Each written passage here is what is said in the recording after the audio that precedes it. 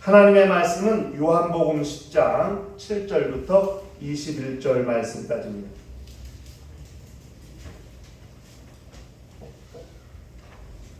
요한복음 10장 7절부터 21절 말씀까지입니다. 찾으셨으면 한 절 한 절씩 교독을 하도록 하시겠습니다.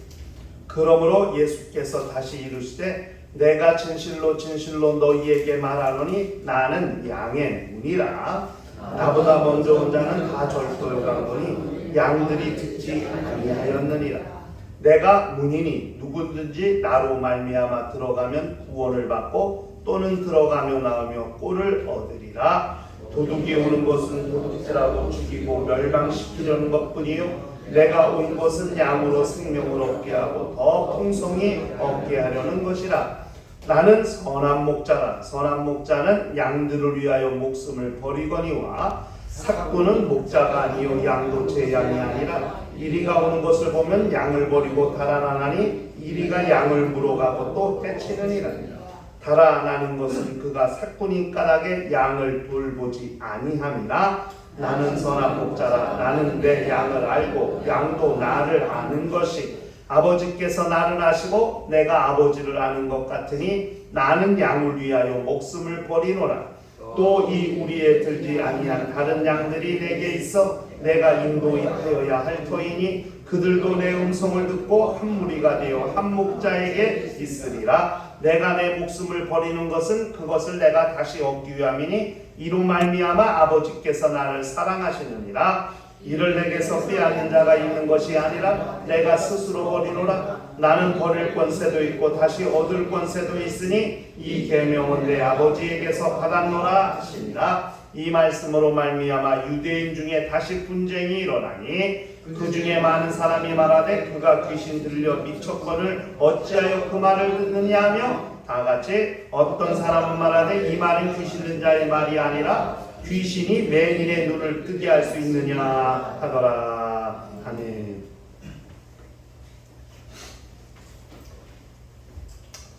우리 신앙생활은 양과 목자와의 관계를 알고 사는 삶을 말하는 겁니다.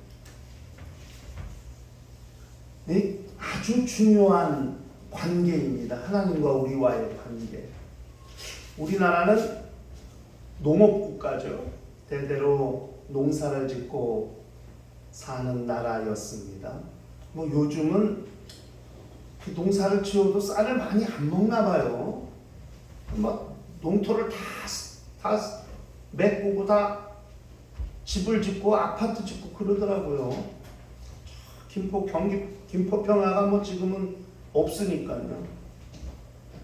저 서울부터 김포를 거쳐 광화를 거쳐 가는데 양쪽에 다 막 20년 30년에 다 논이었거든요. 요즘 돈 없어요. 다 도시가 되고 개발을 해서 지금은 뭐 논이 많이 없어요. 농업국가예요 우리나라.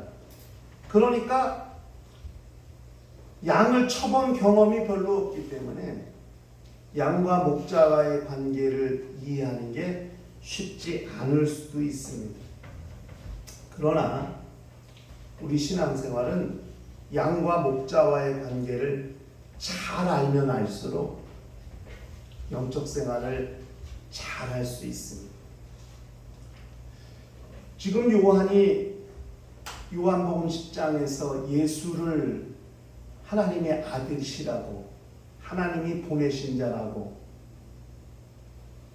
증언하면서 이 양과 목자와의 관계를 비유같이 그렇게 사용해서 증언하고 있는 것은 이스라엘 자체가 이 대대로 양을 치며 산 민족이니까요. 그렇기 때문에 이 이야기라면 누구나 쉽게 이해할 수 있는 거거든요. 이 양과 목자와의 관계를 이야기하면 이스라엘 사람들은 누구나 다 쉽게 잘 깨달을 수 있는 거예요. 특히 대제사장들을 위시한 이 유대인들조차도 이 양과 목자와의 관계를 이해하면 잘 알 수 있기 때문에 요한이 이 이야기를 하고 있는 거거든요. 대제사장들이 누구예요? 제사를 주관하는 자들이잖아요. 그러면 성전에서 또는 성막에서 성전에서 제사를 할 때 가장 많이 데리고 오는 재물을 바쳐야 되니까요. 번제로 양을 제일 많이 데리고 오는 거예요. 양이나 염소를. 가난한 자들은 비둘기를 데리고 옵니다마는 양이 제일 많거든요. 그러니까 제사장들이 이 양의 속성을 모르면 양을 다룰 수가 없는 거거든요. 더욱이 그 당시 예수 당시에 이 제사장 가문이 양을 치고 있었어요. 그걸로 엄청난 이권을 착복하고 있었죠. 왜? 자기들이 키운 양이 흠없고 점없고 가장 거룩한 양이라고 해서 저 시골에서부터 양을 데리고 오다 보면은 양이 돌부리에 걸쳐서 상처도 날 수 있고, 그러니까 흠이 생기니까 제물로 합당치 않다고 여겨서 돈을 가지고 와서 제사장 성전에서 파는 제물을 돈 주고 사는 거거든요. 그러니까 이런 일들이 있었기 때문에 제사장들도 양을 모를 수는 없어요. 너무 잘 안다예요. 양, 목자와 양의 관계. 그걸 통해서 지금 요한은 예수가 누구신지를 설명하고 있는 거거든요. 오늘 본문에서 말하는 예수님의 특성은 한마디로 예수는 선한 목자라고 이렇게 말씀하고 있는 겁니다. 예수가 누구시냐? 예수는 양과 목자와의 관계 속에서 그 양들을 치는 데 있어서, 양들을 먹이는 데 있어서 가장 선한 목자라고 그렇게 예수가 당신을 말씀하시는 거거든요. 예수의 말씀을 통해 선한 목자는 어떤 사람인가? 그리고 그 선한 목자의 음성을 듣는 것이 양들의 삶을, 양들의 생명을 유지하고 양들의 삶을 지킬 수 있는 것이라는 것을 우리가 기억한다면 선한 목자가 누구냐? 예수의 말씀을 통해서 우리는 잘 확인할 수 있습니다. 예수께서 말씀하시는 선한 목자는 첫 번째, 양의 문이 되는 존재가 선한 목자입니다. 여기서 말하는 양의 문이라는 것은 물리적으로 출입하는 출입문을 말하는 게 아니에요. 양의 문은 양들이 우리에서 나오고 그 우리로 다시 들어갈 수 있는 유일한 통로란 말이에요. 목자가 없으면 우리 안에 있는 양이 우리 밖으로 나올 수가 없고, 우리 밖에 있는 양들이 목자가 없으면 다시 우리 안으로 들어갈 수가 없다는 의미에서 양의 문이라는 거예요. 양들이 들어오고 나가는 데 있어서 유일한 통로고, 양들이 먹을 것을 먹기 위해서 그 목자가 없으면 양들이 꼴을 먹을 수 없어요. 물을 마실 수가 없어요. 생명을 얻을 수가 없어요. 양들이 생명을 얻고 꼴을 먹고 물을 마시고 살아가는 데 있어서 유일한 통로가 되고 유일한 조건이 되는 존재가 목자입니다. 그래서 선한 목자는 양의 문이라. 나오고 들어가며 꼴을 먹고 생명을 얻는다. 그러나 그 선한 목자보다 먼저 온 자들은 절도요 강도라 그랬습니다. 그렇기 때문에 아무리 울타리아에 있는 양들을 밖으로 나오게 하려고 문을 열고 양들 보고 나오라고 해도 양들이 그 말을 듣지 않아. 왜? 목자가 아니거든. 절도요 강도거든. 양을 훔쳐가려고 하는 절도요 강도들이거든. 그러면 말을 안 들으니까 어떻게 하겠어요? 회초리로 때리고 야단치고 그러지 않겠어요? 때로는 양들이 다치기도 할 거야. 아마 말을 안 들으니까 억지로 끌어내려고.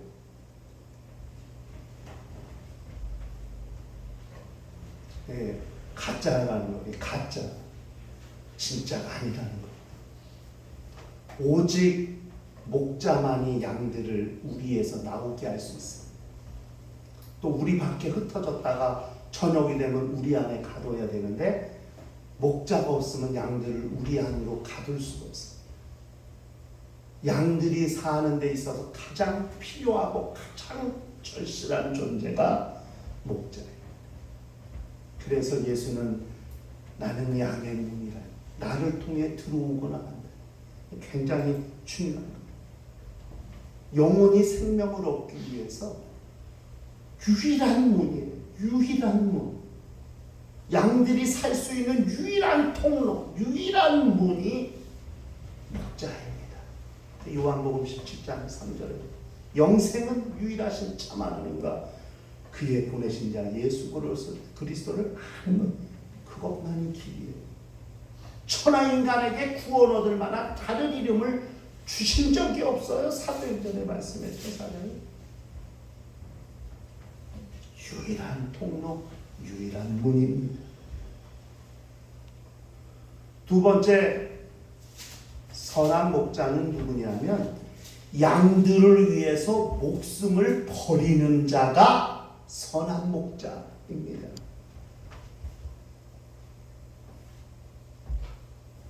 양은 그의 음성을 압니다. 목자도 양들을 압니다. 그런데 사꾼 목사는 그게 안 됩니다. 가짜는 결코 양들을 알 수가 없습니다. 양들도 그 음성을 알아듣지 못합니다. 똑같이 얘들아 이리 와 이렇게 양들에게 말해도 선한 목자의 음성을 듣는 양들은 나옵니다. 그러나 가짜 사꾼 목사가 얘들아 이리 와는 듣지 않습니다. 결코 사꾼 목자는 할 수 없는 것. 양들이 그의 음성을 알고 목자도 그 양을 아는 것. 결코 사꾼은 할 수 없는 일입니다. 본문 11절 12절에 선한 목자와 사꾼 목자를 구별할 수 있는 내용이 나와 있습니다. 이리가 와요. 이리 늑대, 짐승들이 양들에게 와요. 선한 목자는 그 양들을 지키려고 그 이리와 싸웁니다. 이리를 몰아냅니다. 그러다가 물려 다치기도 하고 때로는 죽기도 합니다. 양들을 지키려고. 그러나 사꾼 목자는 이리가 오면 도망갑니다. 왜? 자기 양이 아니거든. 자기 양이 아니거든. 그러면 그 이리가 와서 양을 물어가고 양들을 해치고 죽이는 것. 이게 선한 목자와 사꾼 목자의 차이입니다. 여러분, 최근에 10년 정도 됐어요. 그때 문재인 정부 당시 아마 그때 정도 됐을 겁니다. 갑자기 한국이 통일된다고 막 엄청난 바람이 불었었습니다. 그러다가 2014년쯤 됐나? 홍혜선이라는 여자인데 재미동포인데 전도사예요. 한국에 전쟁 난다고 그래가지고 엄청난 유튜브나 이 기독교계를 시끄럽게 한 사람이 있었어요. 그래가지고 한국 다 떠나가야 된다고 실제로 교인들을 데리고 외국으로 간 그 사람의 영향을 받아서 그렇게 한국 교계에 문제가 된 적이 있었어요. SBS 그것이 알고 싶다에 집중 취재가 되면서 아주 전국적으로 그게 공개가 된 거거든요. 외국 나갔어요. 어떻게 됐어요? 전쟁 났나요? 외국으로 10명, 20명, 30명 많게는 데리고 가. 그러면 잘 살아야 될 거 아니에요. 거기서 또 그 사람들 버리고 자기는 딴 데로 가. 목자 잃은 양들이 고생 가진 재물 가져가 다 탕진하고 고생하다가 한국으로 다시 돌아온 사람들도 있고 여전히 돌아오지 못하는 사람들도 있고. 박성업이라고 또 젊은 남자 한 사람 때문에 또 젊은이들이 그렇게 한번 흔들린 적도 있습니다.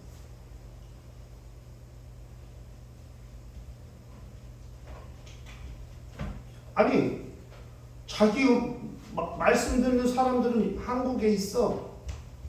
근데 자기만 미국으로 도망갔어. 야, 이게 진짜 목자일까?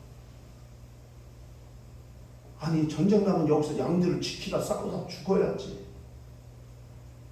나라를 지키다가 죽든지 양들을 지키다가 죽어야지. 주기철 목사님은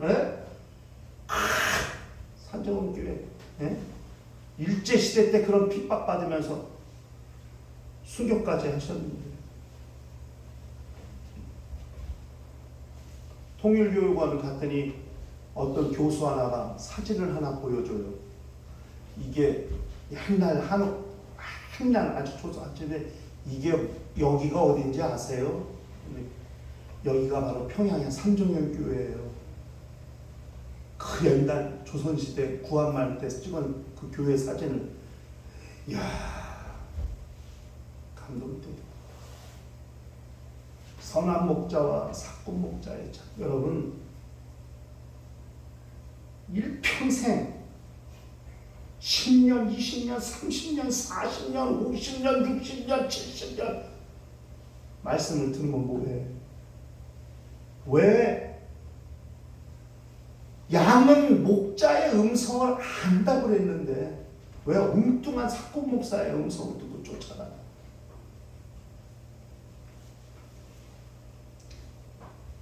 선한 목자의 음성을 잘 들어야 됩니다. 가짜의 음성은 분별해내야 됩니다. 듣지 말아야 됩니다. 요즘은 이런 SNS, 유튜브, 페이스북, 무슨 엄청난 이런 카톡이니 SNS가 엄청 이 영상이나 음성을 주고받을 수 있는 게 개인들이 엄청 많이, 옛날에 개인들은 그런 걸 만들지도 못했어요. 방송국이 아니면 영상 제작을 할 수가 없었어요.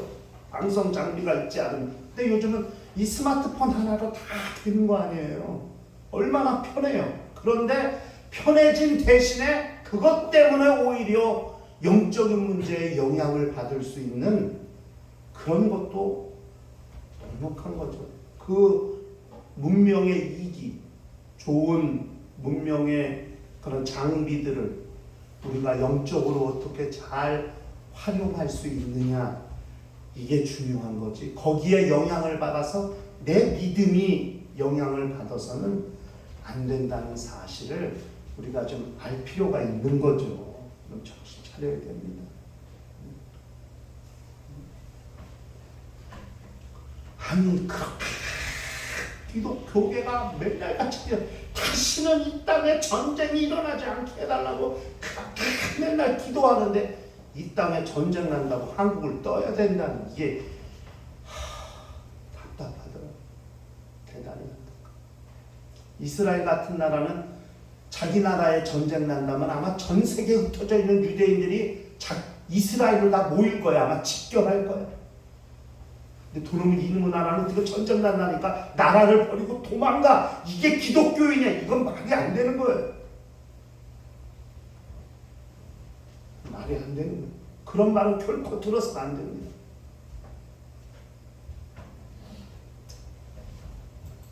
마태복음 7장 15절에 거짓 선지자들을 삼가라. 양의 옷을 입고 너희에게로 나오나 속에는 노략질하는 일이라, 이렇게 말씀했어요. 결코 속으면 안 됩니다. 세 번째 주님이 말씀하신 선한 목자는 우리 안에 들지 아니한 다른 양들도 관심을 갖는 존재, 그 양들도 인도하는 존재가 선한 목자입니다. 매우 중요한 거죠. 왜? 이유가 뭐냐? 우리 안에 있는 양들과 한 무리가 되게 하려고, 그리고 한 목자의 음성을 듣게 하려고, 그렇게 우리 안에 들지 아니한 다른 양들도 인도하시는 것이고, 기꺼이 그 양들을 위해서도 목숨을 아까워하지 않는 존재가 선한 목자입니다. 우리 한국 교계는 이상한 이기주의가 있어요. 교회 이기주의, 교파 이기주의. 교인들끼리만, 또 자기 교단 교회들끼리, 다른 교단 교인들을 또 예수 믿지 않는 세상에 있는 사람들과 섞이지 않게 하기 위해서 그렇게 교인들끼리만 똘똘 뭉치는 그런 이기주의가 있습니다. 없지 않아 있습니다. 믿지 않는 사람들, 세상에 있는 사람들을 향한 관심 매우 중요합니다. 그들에게 관심을 갖는 것이 선한 목자의 일이니까요.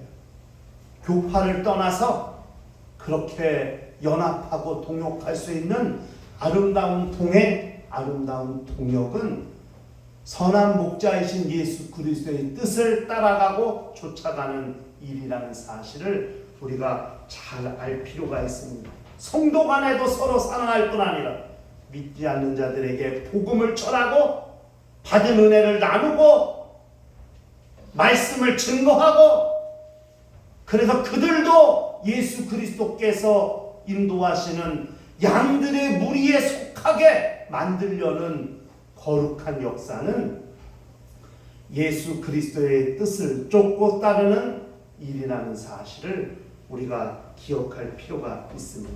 다른 사람의 영혼을 사랑하고 그들에게 관심을 갖는 것, 이것이 선한 목자의 사역이라는 사실을 기억할 필요가 있습니다. 예수 그리스도께서 선한 목자시라면, 여러분을 인도하는 목사가 선한 목자라면, 그러면 그 목자의 음성을 듣고 말씀을 듣는 성도들도 선한 목자로서의 사역을 감당할 줄 알아야 한다는 것, 이것이 우리가 기억해야 되고, 우리 삶을 살면서 우리가 우리 삶에서 적용해야 할 하나님의 말씀이고 그분의 음성이라는 것을 잘 알아야 됩니다. 우리들에게 우리가 선한 목자라면, 그러면 우리가 인도해야 될 양은 누구인가, 그것을 한번 생각해 보고, 또 한 주간의 삶을 살면서, 일생의 삶을 살면서 우리도 선한 목자 되신 예수의 음성을 듣고 살아야 될 존재들이지만, 그분의 말씀을 듣는 우리도 또 인도해야 될 영혼이 있다는 사실을 알고 삶 가운데 받은 은혜를 전하고 증거하며 선한 목자의 삶을 감당하는 거룩한 영혼들이 될 수 있어야 한다는 것을, 그것을 기억할 필요가 있습니다.